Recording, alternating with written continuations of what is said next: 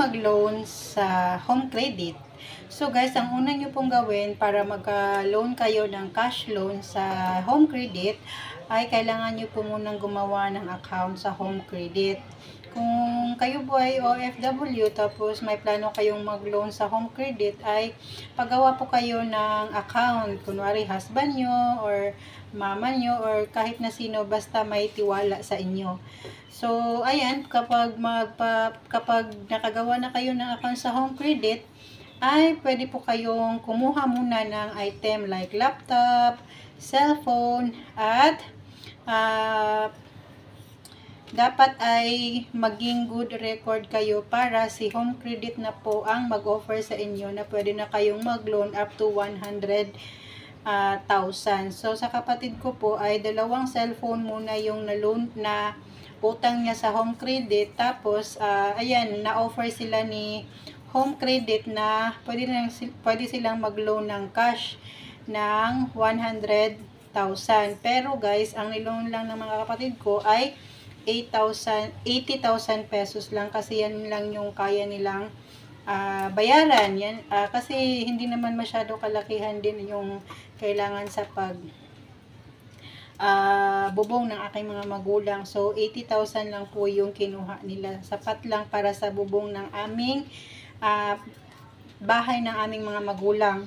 So kung saan po yung malapit sa mga mall sa inyo, dyan maraming mga home credit dyan, naka-uniform yan sila. Magtanong na lang kayo kung paano or pwede din daw na kayo na lang daw yung gumawa ng account. Kasi yung sa kapatid ko, siya lang yung gumawa ng account eh. Tapos, yun na, nag-utang siya sa home credit.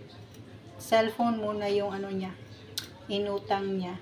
So, yan lang. Sana ay nasagot ko ang mga tanong sa gustong mag-loan ng home credit. Mas okay talaga guys kasi siya konti lang talaga yung yung tawag nito.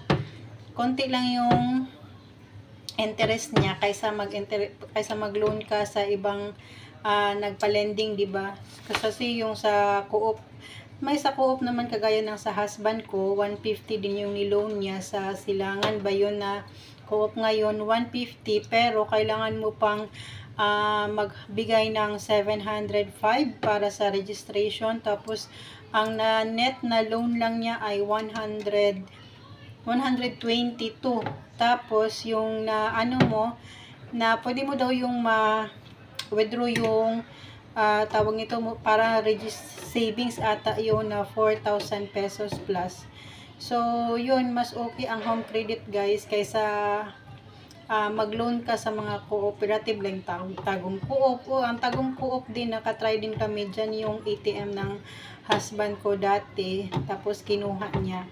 So mas better ko, mas mas na-amaze talaga ako sa home credit kasi wala nang etos kung magkano yung in-applyan mo na loan, yan din yung ibibigay nila sa'yo. Tapos isang fill up lang, kapag kita nila yung record mo ay approve ka agad. Kasi sa kapatid ko, nag-apply sila ngayon, release sila agad.